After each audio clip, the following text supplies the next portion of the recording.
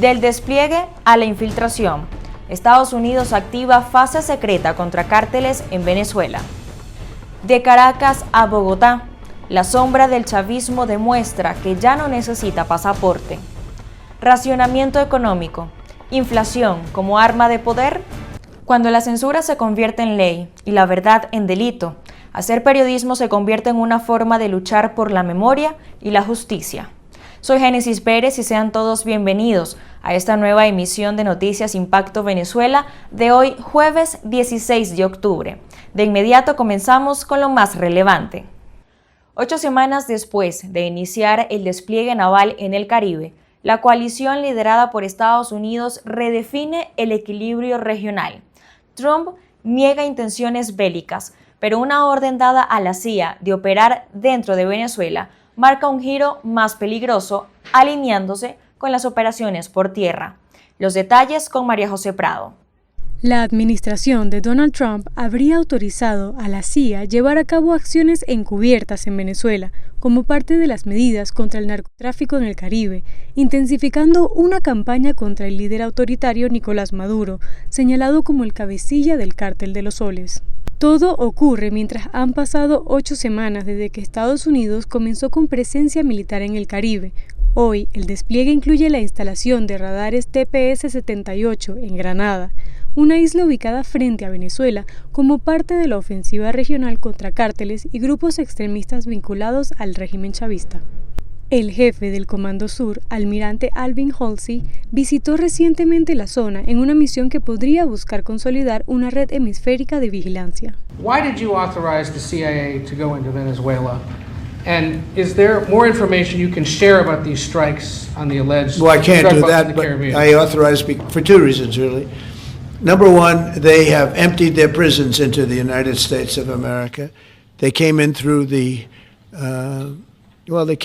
border, but that's a really bad, and they did it at a level that probably not, many countries have done it, but not like Venezuela. They were down and dirty. And the other thing are drugs. We have a lot of drugs coming in from Venezuela. And a lot of the Venezuelan drugs come in through the sea, so you get to see that. But we're going to stop them by land also. El presidente Donald Trump confirmó además que fuerzas estadounidenses interceptaron una embarcación terrorista cerca de las costas venezolanas y aseguró que estas acciones forman parte de una coalición internacional para desmantelar el cártel de la droga instalado en Venezuela. El presidente Trump es hoy quien lidera una coalición internacional que ha atendido el clamor de los venezolanos en el sentido de que hay que desarticular el cartel del narcotráfico y el terrorismo instalado en Venezuela. Para María Corina Machado, esta alianza representa un paso decisivo en la lucha por liberar a Venezuela del crimen organizado y el autoritarismo. Expertos advierten que el Caribe se ha convertido en un teatro de disuasión de la política militar estadounidense, donde confluyen narcotráfico, terrorismo y poder político. La única forma de que el Caribe se convierta en un escenario de confrontación directa es que los Estados Unidos pase de tener este operativo en aguas internacionales y en espacio aéreo internacional a objetivos específicos en contra de estos carteles de narcotráfico en los territorios donde opera. Llámese básicamente los principales países donde hay presencia de narcotráfico en la región, Venezuela, por supuesto, amparado por un narco régimen como el de Nicolás Maduro, Colombia, históricamente uno de los países que mayor droga ha producido históricamente en la región, y por supuesto México, donde desde vieja data los operativos de los carteles de narcotráfico en esa zona. Recientemente fueron avistados bombarderos B-52 sobrevolando el Caribe entre Yucatán y Cuba. Maniobras detectadas incluyeron una serie de vueltas sobre el océano antes de que las aeronaves descendieran e ingresaran en la zona de información de vuelo del Aeropuerto Internacional Simón Bolívar de Maiquetía en el estado de La Guaira. El presidente Donald Trump da pasos certeros. Con la autorización a la CIA de operar dentro de Venezuela y la confirmación del despliegue por tierra, el Cártel de los Soles parece verse cada vez más acorralado, alimentando la teoría de una operación quirúrgica que podría poner fin al régimen de Nicolás Maduro. ¿Considera usted que la caída del Cártel de los Soles implicaría también el colapso del régimen de Nicolás Maduro? ¿O sería una reconfiguración del poder en Venezuela? Recuerda que para nosotros tu voz es importante. Interactúa y forma parte de Impacto Venezuela. Y en este contexto, por supuesto, Nicolás Maduro no se iba a quedar sin responderle al presidente de los Estados Unidos, Donald Trump. Se refirió a las acusaciones como provocaciones y aseguró que Venezuela no se dejará intimidar. Aprovechó para acusar a Estados Unidos, asegurar que la Fuerza Armada Nacional está en alerta máxima y manifestar su repudio a la CIA. Escuchemos. Pretenden mentir todos los días y decir que los venezolanos son algo así como una derivación de una banda criminal que derrotamos aquí, que exterminamos aquí, el famoso Tren de Aragua. Ni la gente de Aragua es del Tren de Aragua, ni Venezuela es el Tren de Aragua. Venezuela es un país de gente decente. Deben cesar las afirmaciones discriminatorias y xenofóbicas de comparar a la identidad venezolana con grupos criminales atacados y exterminados en Venezuela. No a la guerra en el Caribe, no a la guerra en Sudamérica, sí a la paz, no al cambio de régimen, no a los golpes de Estado dados por la CIA. ¿Hasta cuándo golpes de Estado de la CIA? América Latina no los quiere, no los necesita y los repudia. Y mientras las tensiones globales van en aumento, durante la reunión de ministros de defensa de la OTAN, el secretario de Guerra de los Estados Unidos, Pete Hegseth, abordó el concepto de paz. Veamos. En la reunión de ministros de defensa de la OTAN, el secretario de Guerra de Estados Unidos, Pete Hegseth, ofreció declaraciones sobre la paz en tiempos de tensión geopolítica. Durante el encuentro, los aliados discutieron nuevas medidas ante las incursiones rusas y evaluaron un posible aumento del apoyo militar a Ucrania. And if there's anything we've learned under President Trump is the active application of peace through strength. You get peace when you are strong. Not when you use strong words or wag your finger. You get it when you have strong and real capabilities that adversaries respect. Hegseth refirió el tema debido al conflicto en Europa del Este. Sin embargo, va en línea a los diferentes momentos de tensión en el mundo, tal como pasa entre Estados Unidos y Venezuela. Y para seguir ampliando el tema geopolítico, continuemos con Impacto en 60 segundos. Chavismo denuncia en la ONU que Estados Unidos amenaza el sistema internacional de control de drogas. La delegación venezolana advirtió que la estrategia estadounidense, que incluye ataques letales contra narcotraficantes, viola el derecho internacional y podría sentar un precedente peligroso para otros países. También se denunció la ejecución extrajudicial de civiles en operaciones militares recientes y se pidió al Consejo de Seguridad de la ONU que adopte medidas para proteger la soberanía del país. Nobel de la Paz fortalece a María Corina Machado y eleva el costo político de atacarla. María Corina Machado declaró que recibir el Premio Nobel de la Paz eleva significativamente el costo político para el gobierno venezolano si intenta tomar represalias contra ella. Señaló que este reconocimiento internacional no solo refuerza su liderazgo opositor, sino que también coloca al régimen de Nicolás Maduro bajo mayor escrutinio global. Machado afirmó que el premio representa una protección simbólica frente a posibles agresiones y fortalece la causa democrática en Venezuela. El exilio venezolano dejó de ser un refugio para parecerse más a su país de huida. El atentado contra el defensor de derechos humanos Yendri Velázquez y el politólogo Luis Peche Arteaga en Bogotá no solamente refleja cómo la represión del chavismo cruzó la frontera, sino que revela una verdad mucho más incómoda. En la Colombia de Gustavo Petro, los perseguidos políticos de Nicolás Maduro no encuentran protección. Encuentran el eco de lo que una vez los hizo escapar. Acompáñenme en este reporte. Yo lo que sí siento que he vivido toda mi vida es en un ambiente de mucha violencia política. El silencio nunca nos ha protegido. Nunca nos ha protegido de la violencia, nunca nos ha protegido de la discriminación, nunca nos ha protegido de las arbitrariedades. Y en este contexto, el silencio no nos protege. El miedo cruzó la frontera disfrazado de silencio.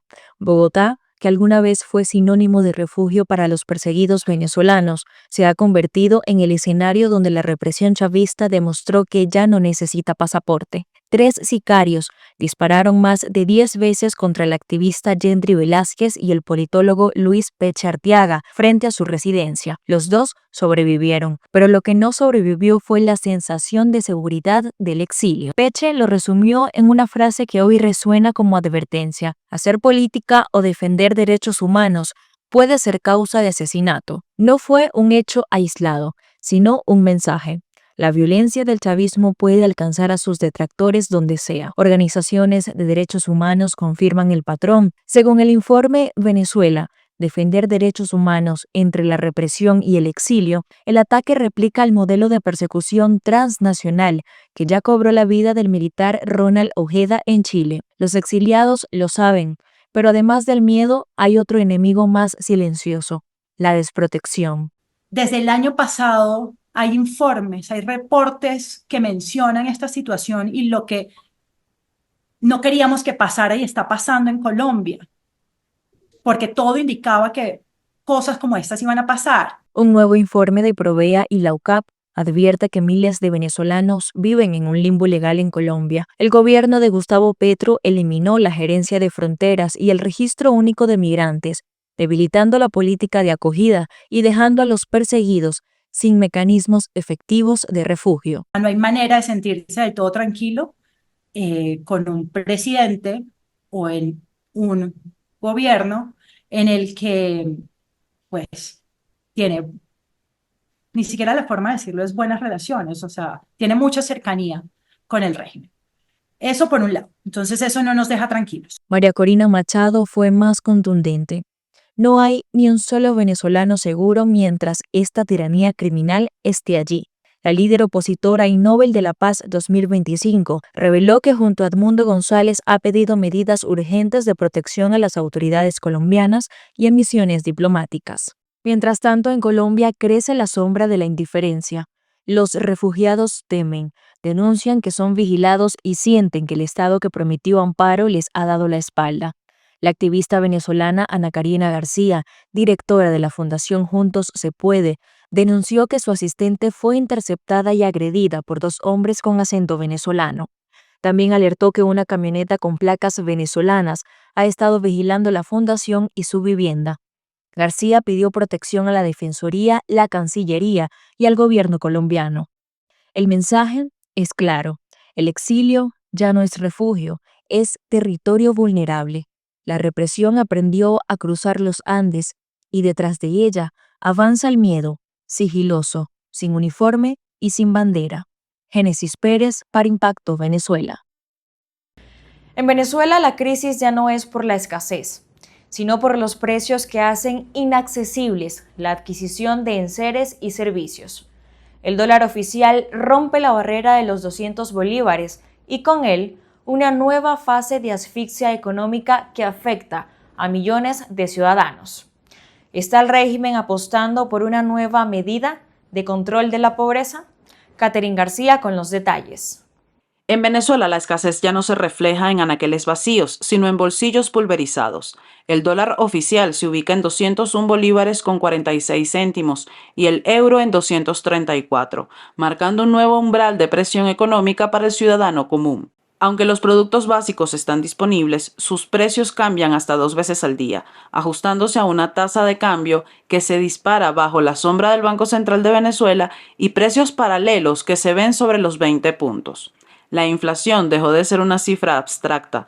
Hoy es una barrera concreta entre la necesidad y el acceso. Decía Milton Friedman que la inflación es un impuesto sin regulación en el poder de la elección. Y para este gobierno, el proceso de inflación y de empobrecimiento es un mecanismo de control social. La eliminación de las páginas, las brechas del tipo de cambio se han ubicado en 55,04%. El crecimiento del tipo de cambio oficial muestra una tendencia de devaluación reptante o de crawling peg en economía. Y una brecha al día de hoy de 48,96%. Eso genera evidentemente una disminución de la brecha, pero como consecuencia del aumento desproporcionado del tipo de cambio oficial. El gobierno de Nicolás Maduro insiste en que la ofensiva económica busca sustituir importaciones y estabilizar el mercado, pero mientras se habla de crecimiento, el 64% de los hogares prioriza el precio al momento de comprar, según estudios recientes. La comida se ha convertido en una decisión estratégica y el salario en una herramienta insuficiente. La reingeniería salarial propuesta por algunos expertos no compensa la volatilidad del mercado. Se genera un nuevo umbral de presión económica para el ciudadano común, sobre todo para los perceptores de renta fija y para los 6 millones de empleados públicos que dependemos de bonificaciones al salario. Estamos enfrentándonos a un cierre inflacionario de 500% de inflación sin oferta de divisas, sin dólares en efectivo, y esos dólares en efectivo han sido sustituidos por el USDT. Establece una nueva manera de discriminar a la clase media. Los venezolanos no tenemos poder adquisitivo. Los crecimientos económicos que da el Banco Central de Venezuela, sus cifras son absolutamente cuestionables y débiles porque los da en datos relativos y no en datos absolutos. Ese crecimiento efectivo del Producto Interior Bruto no se compensa con la realidad. El chavismo proyectó que Venezuela cerrará el año 2025 con un Producto Interno Bruto cercano a los 150.000 millones de dólares, cifra que estaría por encima de los ingresos registrados en los años 2010 y 2012, según Nicolás Maduro. Sin embargo, en este modelo, la necesidad se ha convertido en arma. Venezuela ha pasado de la escasez física a la escasez financiera. Lo que viste hoy no es solo noticias, es la realidad contada con veracidad, contexto y responsabilidad. Gracias por acompañarnos en esta jornada informativa. Recuerda suscribirte en nuestro canal de YouTube, visitar nuestra página web y seguirnos en redes sociales como @ImpactoV. Que tengan un excelente día. Dios les bendiga.